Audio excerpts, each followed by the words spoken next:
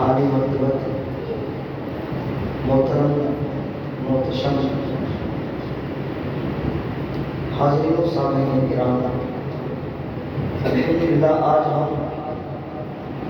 2 روزہ محافل ذکر حسین رضی اللہ تعالیٰ عنہ کے دوسرے پروگرام میں حاضر ہیں۔ اللہ تعالیٰ سب دوستوں کا، بزرگوں کا، نوجوانوں کا، بچوں کا، اہل محلہ کا آنا اپنی بارگاہ میں قبول فرمائے۔ سچی بات تو یہ ہے کہ آپ خود آئے نہیں، آپ کو بلایا گیا ہے۔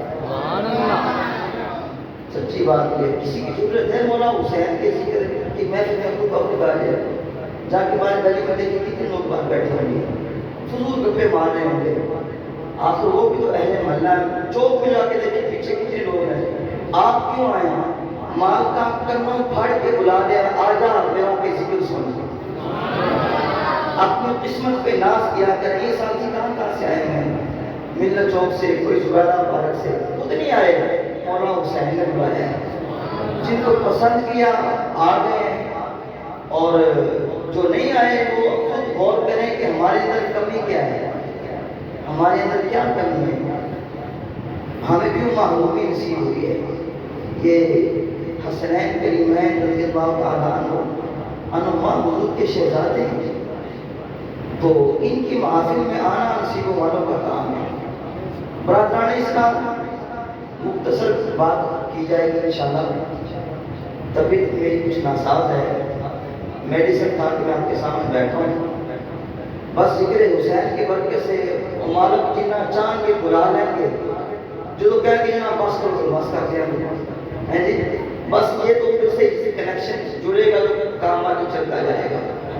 ماہ محرم الحرام کا یہ مہینہ ہے، اور اس ماہ مبارک کی بڑی فضیلت ہے۔ یہ ان مہینوں میں سے ہے جنہیں رب تعالیٰ نے شرف قبولیت اور اعزاز بخشا ہوا ہے، اور اسلام سے قبل بھی اس ماہ مبارک کا لوگ احترام کرتے تھے، اور اس مہینے میں بڑی بڑی انبیاء کرام علیہ الصلوۃ والتسلیمات کی یادیں ہیں، بلکہ خود حضور نبی کریم صلی اللہ علیہ وآلہ وسلم، آپ کے صحابہ و اہل بیت رضوان اللہ تعالیٰ علیہ اجمعین کی بھی اس سے یادیں وابستہ ہیں۔ صبح یوم عاشورہ ہے، آج رات ہے، اس رات اور دن کے بارے میں وظیفہ ہے، وہ پیش کر کے پھر میں آگے چلوں گا، اپنی گفتگو کا آغاز کروں گا۔ یوم عاشورہ کے بارے میں پہلے بھی جمعہ المبارک کے دن، اور شاید کل بھی میں نے یہ عرض کیا تھا حدیث مبارکہ، حضور نبی کریم صلی اللہ تعالیٰ علیہ وآلہ وسلم ارشاد فرماتے ہیں، یوم عاشورہ کا روزہ سال گزشتہ کے صغیرہ گناہوں کو معاف کر دیتا ہے۔ جو کل کا دن ہے نا، اس کے دن کا روزہ رکھنا بڑی اس کی اہمیت ہے۔ تو جن احباب نے آج روزہ رکھ لیا ہے وہ کل کا بھی ساتھ ملا رہے ہیں، جنہوں نے نہیں رکھا وہ کل کا رکھ کے ساتھ آگے 11 کو شامل کرتے ہیں۔ آقا علیہ السلام نے اس کا روزہ رکھا، آپ رکھتے تھے۔ رمضان کے روزوں سے قبل اس کے روزے رکھتے تھے، پھر رمضان کے روزے فرض ہو گئے، تو اس کے ساتھ ساتھ جو دوسرا عمل کرنے والا ہے یوم عاشورہ کے حوالے سے، وہ یہ ہے کہ 10 محرم الحرام کو بندہ اپنی فیملی کے لیے کھانے پینے میں وسعت کرے، ان کو کھلانے میں، پلانے میں۔ ویسے تو عام روٹین میں گھر میں کھانا پکتا ہی ہے، لیکن یوم عاشورہ کے دن بچوں کی فرمائش پوچھ لی جائے، جو فرمائش کریں وہ ذرا اچھے انداز میں گھر میں اس کی تیاری کر لی جائے۔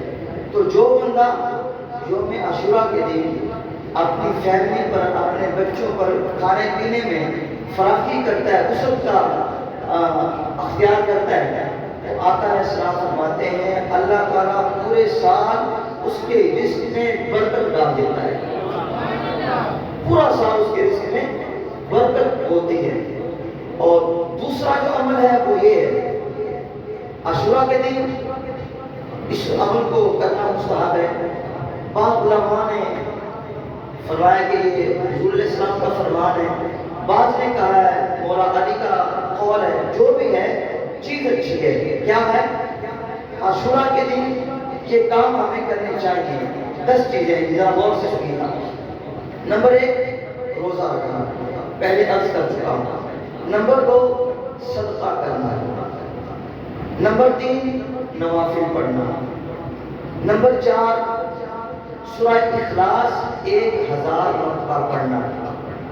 نمبر 5 علماء و اولیاء کی زیارت کرنا، قبرستان چلے جانا، علماء کی مجلس میں چلے جانا، اولیاء اللہ کی مزارات میں چلے جانا۔ نمبر 5 یتیموں کے سر پہ ہاتھ پھیرنا۔ نمبر 6 اپنی فیملی پر کھانے میں غسل و فراخی سے کام لینا۔ آگے ہے جی سرما لگانا، اس کے بعد غسل کرنا۔ یہ 10 چیزیں وہ ہیں جو یوم عاشورہ کے دن کرنا مستحب ہے۔ ان کی بڑی اہمیت بیان کی گئی ہے۔ ہمارے کئی ساتھی ان کے گھروں میں مشہور ہے، وہ 10 محرم کو برتن بھی نہیں دھوتے، نہاتے بھی نہیں ہیں، کپڑے بھی نہیں دھوتے، کہتے جی پانی کو ضائع نہیں کرنا۔ میں کہا یار تسی 10 محرم کو پانی نہ نہاندے نہیں، برتن نہیں دھوندے، لاچے جھاڑو نہیں دیندے، میں کہا صرف 10 محرم دی گل نہیں پانی ضائع کرنا نہیں، بلکہ زندگی دے کسے لمحے چ پانی ضائع نہیں کرنا۔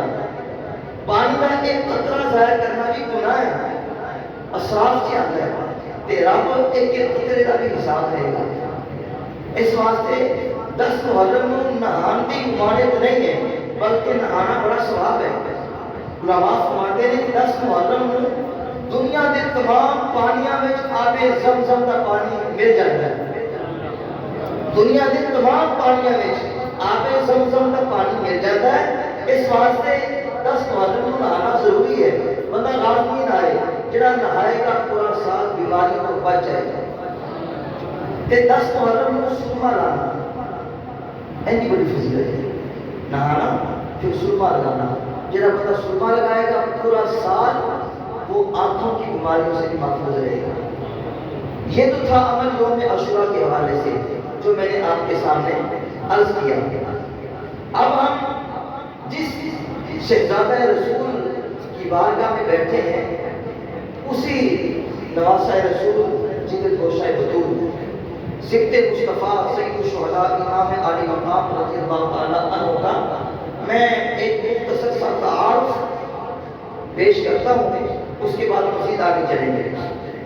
امام حسین بن علی بن مرتضیٰ رضی اللہ تعالیٰ عنہما ہجرت مصطفیٰ صلی اللہ علیہ وآلہ وسلم کے چوتھے سال 5 شعبان المعظم کو مدینہ پاک میں پیدا ہوئے۔ مولا حسین جب پیدا ہوئے تو حضور نبی کریم صلی اللہ تعالیٰ علیہ وآلہ وسلم نے اپنے لعاب دہن شریف کی اپنے نواسے کو گڑتی عطا فرمائی۔ پہلی خوراک ہی جو مولا حسین کی ہے وہ اپنے پیارے لالا جان صلی اللہ علیہ وسلم کی لعاب دہن کی گڑتی ہے۔ آج لوگ کی بڑی بڑی گلاں کرتے ہیں، میرے دادے نے میرے پوتے کو گڑتی دیتی ہے، میرے نانے نے، بابا سی ان کا نام سی خادم حسین رضوی، میرے پتر کا لکھا بابا جی نے پڑھایا سی، میرے پتر گڑتی جلالی صاحب نے دیتی سی، میرے پتر گڑتی مولانا الیاس قادری صاحب نے دیتی سی۔ میں کہا جس کے بیٹے کو گڑتی الیاس قادری صاحب نے، جلالی صاحب نے، رضوی صاحب نے، وہ اولاد بڑے فخر سے کہتی میرے بیٹے کو گڑتی بابا جی نے دی۔ میں کہا کیوں گڑتی امام الانبیاء نے دیتی ہے؟ یار دلہ نہیں بولا میرے سامنے، بڑی مہربانی نہیں تو میں کہا جوڑ کے کسی نہ بولا، میں کلہ ہی بولا، بولنا تو تکڑے ہو کے بولنا ہے، ذرا اچھی بولنا ہے۔ چیزیں کہتے ہیں گڑتی دے میں نانا دادا فتبہ بڑا بڑا عالم دین علامت جلالی صاحب بیوی صاحب مولانا الیاس قادری صاحب، وہ تو خوش نصیب ہوں لوگ چوکوں میں کھڑے ہو کے باتیں کریں میرے پتر میں گڑتی جلالی صاحب نے دیتی ہے۔ ہمیں کہا جس کو گڑتی آمنہ کا لال ہے اور گڑتی میں بھی آپ نے لوگ دان سے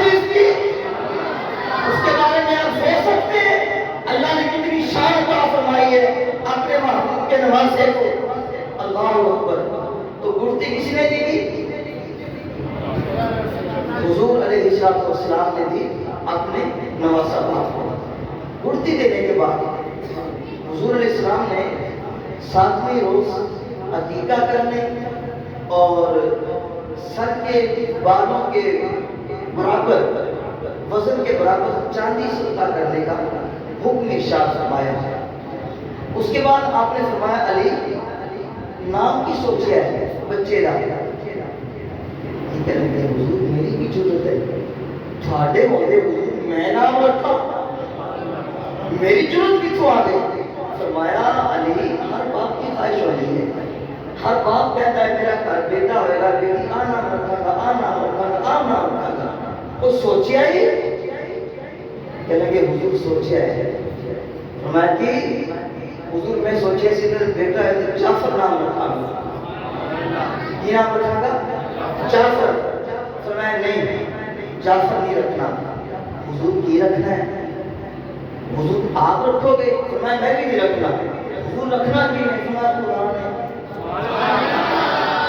نہ علی رکھے گا نہ مصطفیٰ رکھے گا، خدا خود رکھے گا۔ جو خدا کا آڈر آئے گا وہ نہ کر دیا گے، انتظار کرنے آ۔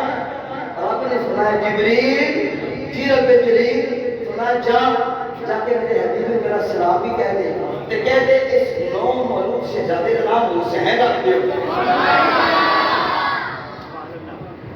تو مولا حسین کا نام اللہ تعالیٰ نے رکھا ہے۔ پیغام دے کے جبریل امین آئے ہیں اور حضور علیہ السلام نے اپنے نواسے کا نام رکھا۔ امام حسین رضی اللہ تعالیٰ عنہ آپ نے تقریباً 7 برس اپنے نانا جان صلی اللہ علیہ وسلم کی ظاہری حیات مبارکہ میں پیار حاصل کیا، صرف 7 سال۔ اور حضور علیہ السلام اپنے شہزادے سے جو پیار کرتے تھے، کبھی گود میں لیتے تھے، کبھی سینے پہ چڑھاتے تھے، کبھی کندھوں پہ بٹھاتے تھے، کبھی لبوں کو چومتے تھے، کبھی سونتے تھے۔ جی تو حضور نے بڑا پیار کیا اپنے نواسے کے ساتھ۔ آقا علیہ السلام کے وصال کے بعد حضرات خلفائے راشدین علیہ الرضوان نے مولا حسین کو، حسن کو اپنی آنکھوں کا تارا بنا لیا۔ اٹھتے بیٹھتے چلتے پھرتے صحابہ بڑا بچے دادے ٹوٹ ٹوٹ کے پیار کرتے سن۔ جب آپ کی عمر مبارک 36 سال ہوئی مولا حسین کی، تو آپ کے والد گرامی مولا کائنات حضرت علی المرتضیٰ کرم اللہ تعالی وجہہ الکریم نے جام شہادت نوش فرمائی۔ آپ کی عمر مبارک 36 سال تھی۔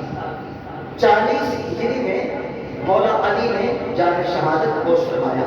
پھر تقریباً 20 سال تک مولا حسین پاک سلطان اسلام سیدنا امیر معاویہ رضی اللہ تعالیٰ عنہ کے منظور نظر رہے۔ جب آپ کی عمر مبارک تقریباً 56 برس 5 ماہ اور 5 دن کی ہوئی، تو آپ نے 10 محرم الحرام جمعہ مبارک کے دن 61 ہجری کو آپ نے عراق کے شہر کوفہ کے قریب میدان کربلا میں جامع شہادت نوش فرمایا۔ 56 سال کی عمر میں۔ یہ میں نے مختصر سا آپ کے سامنے خاکہ رکھا ہے مولا حسین پاک کی زندگی مبارکہ کا۔ اس پہ گھنٹوں گفتگو ہو سکتی ہے، لیکن میں نے چند منٹوں کے اندر آپ کے سامنے مکمل آپ کی زندگی پیدا ہونے سے لے کے شہادت تک چند منٹوں میں بیان کر دی ہے۔ اچھا جی، کل کا جو ہمارا موضوع تھا وہ فضائل اہل بیت تھا۔ آج ہمارا موضوع ہے اہل بیت اور صحابہ کرام کا آپس میں پیار۔ اہل بیت اور صحابہ کا جو بغض رکھتا ہے اس کو سزا کیا ملتی ہے؟ اہل بیت اور صحابہ کی محبت آپس میں، اسی پہ جتنی توفیق ہوگی اللہ کی طرف سے اتنی ہی بات ہوگی۔ اس کے بعد ہم کھڑے ہو کے انشاءاللہ سلام پڑھیں گے۔ ایک بات یاد رکھیے گا، ہمارا 1400 سال سے 1450 سال سے جو عقیدہ ہے اہل سنت و جماعت کا وہ پکا اور سچا ہے۔ ایک گل ہمیشہ ذہن رکھنا، آسی جنوں بھی منے ہیں حضور دے صدقے منے ہیں، صحابہ نو منے ہیں تے حضور دے صدقے منے ہیں، اہل بیت نو منے ہیں تے حضور دے صدقے منے ہیں۔ تے الحمدللہ ہم حضور کی ہر نسبت کا احترام بھی کرتے ہیں، ادب بھی کرتے ہیں۔ اس بنیاد پر اہل بیت کا ادب ہم فرض جانتے ہیں، صحابہ کرام کا ادب بھی ہم فرض مانتے ہیں۔ اگر کوئی شخص ان دونوں نسبتوں میں سے کسی کے ساتھ بغض رکھتا ہے تو یاد رکھیے گا اس کا ایمان کامل نہیں ہے۔ صرف اللہ کی وحدانیت پہ ایمان لانا، اقرار کرنا ہی خالی ایمان نہیں ہے، حضور کی رسالت پر ایمان لانا، پھر رسالت کے اندر صحابہ اور اہل بیت کو ماننا، یہ سب چیزیں فرض ہیں۔ اگر اس میں سے کوئی ایک بات بھی رہ جائے تو فرض کامل نہیں ہے، ناقص ہے، بندے کا ایمان کامل نہیں ہے۔ نہ کدے صحابہ نے بارے کوئی غلط گل سننی ہے، نہ زبان چو پڑھنی ہے، نہ اہل بیت کے بارے پڑھنی ہے۔ اگر کوئی کٹے گا ان کا عقیدہ خراب ہے، جب عقیدہ خراب ہے تو ان کا کوئی عمل رب کی بارگاہ میں قبول نہیں۔ بھاوے جنیاں مرضیاں نمازاں پڑھے، روزے رکھے، صدقہ خیرات کرے، حج کرے، نمازاں پڑھ کے متھا کالا سیاہ کر رہے، مگر جن کا عقیدہ ٹھیک نہیں ہے، اہل بیت کے بارے، صحابہ کے بارے لکھوا لو، ان کا کوئی عمل رب کی بارگاہ میں قبول نہیں۔ کسی کا وہ جناب کتنے لکھا ہے؟ میں کہوں گا میرے نبی کا فرمان ہے، حضور کا فرمان میں تمہیں پیش کرنا جناب کی میں تسلی کر کے بھیجاں گا۔ ہاں دو نمبری کسے کہنے ساڑھے کو نہیں، ساڑھے کو یہ سودا ایک نمبر ہی ملتا ہے۔ آسی سودا رہنے ہیں جناب داتا صاحب کو لو، داتا صاحب لیندے ہیں مولا حسین کو لو، مولا حسین نے سودا لیا اپنی نانا محمد عربی کو لو۔ سارا سودا کھانا سچا الحمدللہ، ایسے کوئی ملاوٹ نہیں ہے، کوئی دو نمبری نہیں ہے۔ اچھا جی ایک نمبر حدیث پاک یہ ہے مستدرک الحاکم کے اندر، یہ بغض اہل بیت کے بارے میں۔ جو بندہ اہل بیت سے بغض رکھتا ہے نا، اہل بیت سے کچھ بھی قبول نہیں ہے۔ ذرا سنیے گا، امام حاکم لکھتے ہیں لو ان رجلا سفر بین الرکن والمقام وصلى وصام ثم لقي اللہ۔ آپ فرماتے ہیں ایک بندہ سی وہ ساری زندگی بیت اللہ کے سامنے بیٹھا رہا، ساری زندگی گزارتی انہیں اللہ اللہ کر دیا، رب دے گھر کے سامنے بیٹھا کتنے بین الرکن والمقام، حجر اسود اور مقام ابراہیم کے درمیان مصلی ڈالا ہوا ہے، نہ سوتا ہے نہ کہیں جاتا ہے، بس اس کا ایک ہی مقام ہے، وصلی نماز پڑھتا ہے، وصام اور روزے رکھتا ہے، اللہ اللہ کرتا ہے۔ بڑی بات ہے کسی کو اتنا ٹائم مل جائے بیت اللہ کے سامنے، ہمیں تو جب نماز قرآن مل جائے ہم کہتے ہیں ہم کتنے خوش نصیب ہیں، ہمیں یہاں پر بیٹھ کے 2 نوافل پڑھنے کا موقع مل گیا ہے، 4 نوافل نماز پڑھنے کا، جس کی ساری عمر باہر گزر گئی اللہ اللہ کرتے ہوئے، کتنا خوش نصیب بندہ ہوگا۔ لیکن آگے سنیے، یہاں تک تو روایت بڑی خوبصورت ہے ماشاءاللہ، روایت تو خوبصورت ہی ہے، لیکن بندے کا جو انجام ہے وہ دیکھیے گا۔ فرمایا ساری